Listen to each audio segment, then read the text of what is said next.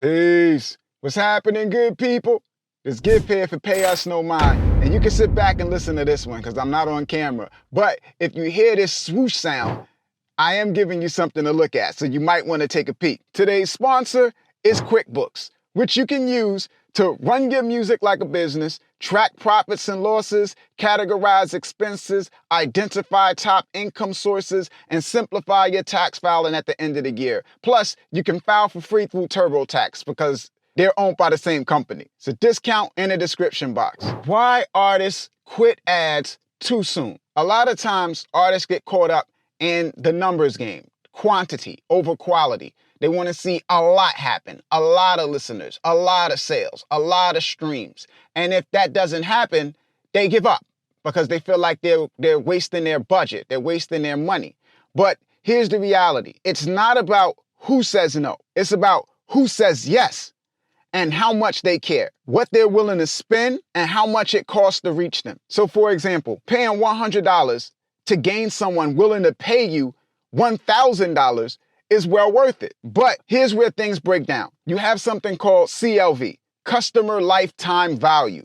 That is a measurement of how much someone spends with you over the entire time that they remain a customer. So let's imagine that a customer is active for 1 year and they generate $83 a month for you, but they take 30 to 60 days to convert. So from the time they encounter your ad, they'll buy something 30 days or 60 days later. You spend $1,000 and get 0 sales for 30 to 60 days.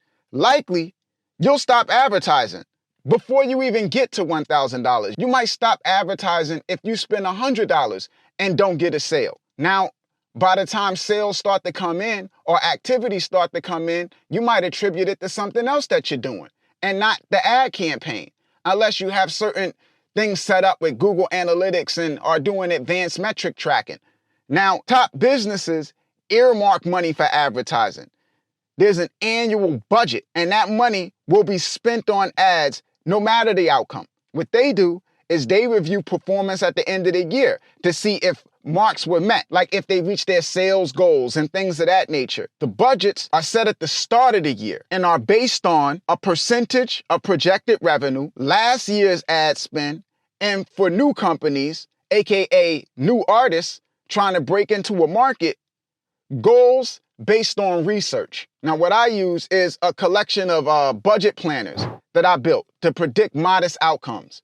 Now, one thing I wanted to avoid was unrealistic expectations for myself and clients, so it's built to give somewhat of a worst case scenario. So using these calculators, I can go in and say, all right, what would happen if I had $1,000 to spend on a Facebook ad campaign, targeting a cold audience, optimized for sales, promoting a $5 product?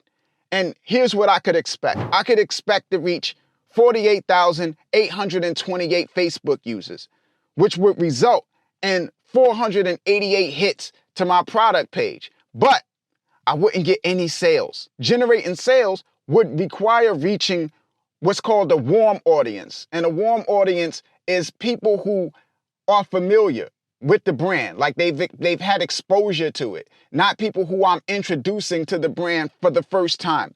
And if I'm targeting a warm audience, I get 5 sales. Now, if I'm targeting a hot audience, which are people who effectively like my product, like my style, like my service, then that increases. And I would bring in 24 sales if I was targeting a hot audience. Now, a little virality where people started sharing it would bring me 73 sales. Now, you fool around with the calculator, the numbers change depending on the ad platform, country, and other variables. Now, I can work the calculators to find the right combination to get what I want. At the end of the day, it all comes down to planning and expectations. So an artist dives in and wants to run an ad campaign, and they want to spend the least amount of money possible, but get like the wildest kind of results, right? Like they want to get thousands of streams. They want to get hundreds of sales. They want to make a lot of money. They want to get a return on their investment immediately. And that is unreasonable, particularly when you are trying to create a market for a new product. And that's what you're doing when you come with a new song, or if you're a new artist that doesn't have a fan base and you're coming and you're trying to build a fan base. You are a new brand that is trying to create a market, and it's almost like a product that nobody has ever heard of, where the first step is convincing people that this is a product that they should want or need. Like that's the first stage, where you got to convince them that this is something that they want or need. And before you get to a sale, that's something that you have to successfully do. And that's something that it takes time to do. Sometimes you might have to advertise to the same person more than once. You might have to get them in some type of funnel where you consistently re-engage them and kind of massage them in a sense to get them to feel like this is something that they should spend money on. So it's not things that happen overnight or immediately, but when people are spending money, that adds pressure to the equation, where people start feeling like, well, I'm spending money, I want to make money, but you have to be in a position to where you could afford to lose money initially, because everything operates on a delay and everything takes time to materialize. So you can't get into advertising and spending money to market your music where you're like, well, I got to make this money back by the end of the week. I got to make this money back by the end of the month, because that's not how it works. And if you get into it with that mindset and that mode of operation, you're going to end up losing money, not get results, quit, and then just be spinning your wheels doing stuff on social media organically, hoping for the best with zero control over the process, until you ultimately just stop doing this altogether.